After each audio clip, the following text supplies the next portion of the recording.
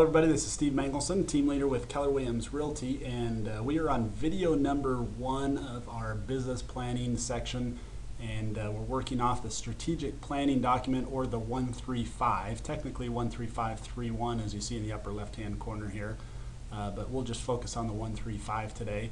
And I've kind of filled this out as an example. This would be the very first document you work on in doing your business plan, and from this, we're going to go over to the economic model and fill that out, and then the final one will be the 411. And really, with those 3 documents, you have a very simplistic business plan done for you. And you know, we have a business planning course that we do that can get a little bit more complicated and intense, but for the sake of just kind of keeping it simple, we will do these 3 and start off with the 1-3-5. So to start off with, the number 1 is the outcome that you're looking for the year.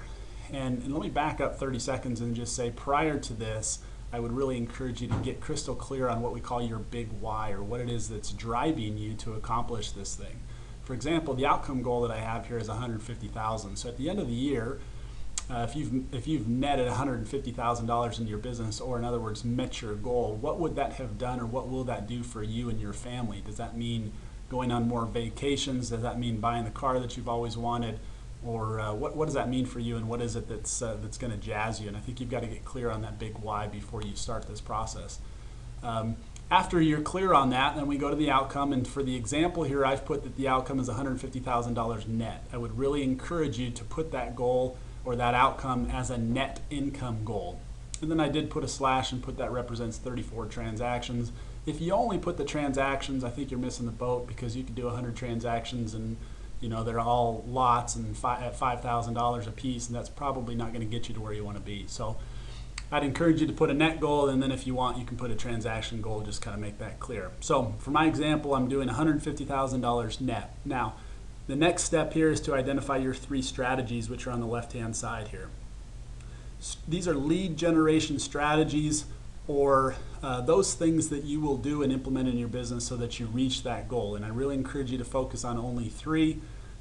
We have the tendency as real estate agents to get too broad, and we don't go deep enough or don't stay narrow enough to where there's focus. And so number 1, I put sphere of influence, or SOI. I would really encourage you to make that your number 1. 3 to 5 years in the business, your sphere of influence should really represent anywhere from 60 to 80% of the transactions being done. If that's not the case, what I found over the years is that agents get burned out over time if they're not doing the majority of their business with their sphere of influence, because let's face it, it's just more fun. And so for this example, I'm saying that my sphere of influence is going to be strategy number 1. It's going to represent about 60% of my transactions, or about 22 deals. Okay, then I go into strategy number 2, which is prospecting. We're in a prospecting market, and I think that needs to be strategy number 2. You decide what it is for you, but for my example, that represents about 20%, or about 6 deals a year.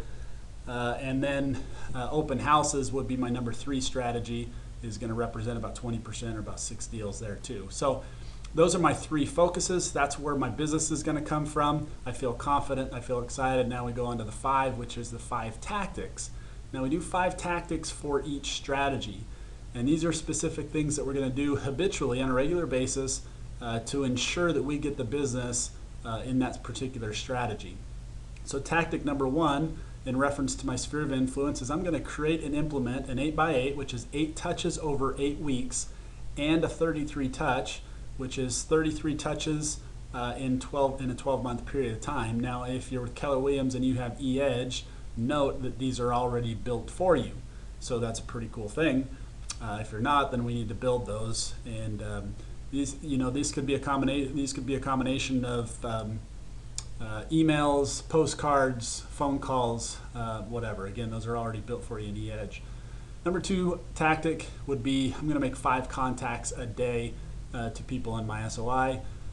Number 3, phone call to all of SOI at least quarterly. You've just got to stay in touch with them by the phone. Number 4, I've decided this year I want to do a client appreciation event.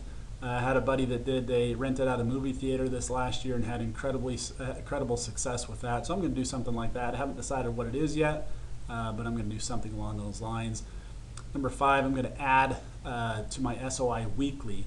So I don't want that sphere of influence to be stagnant. I have to have it increasing all the time, so I'm going to make a conscious effort to add to that on a weekly basis. Prospecting, I'm going to call 5 FSBOs and expireds on a daily basis.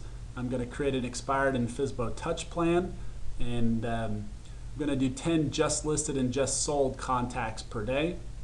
So after I've taken a listing or after I've sold the listing, I'm going to make 10 contacts to the surrounding area where I've sold or listed that property. I'm going to work on my scripts and dialogues and keep what I say pretty clean and pretty precise so that I get the results that I want. And then we know that what you teach, you improve upon. So I'm going to teach a FSBO and expired class on a regular basis, and that's going to be a focus of mine. Lastly, open houses. As my third strategy, I'm going to do 1 open house per week. I'm going to knock doors 2 days prior to the open house and make sure I make 10 contacts in doing that. I'm going to create my open house system, and we'll talk about that a little bit later. I'm going to create an 8x8. We've discussed what that is, and then a 12 direct is 1 touch per month to those open house contacts that I meet, and then I really need to refine my scripts and dialogues here, so that's going to be a focus. That's how you're going to fill this out for you. You should have this. If you don't, email me. I'll send you the form, and you can fill this out, and hopefully this video helped. Thanks.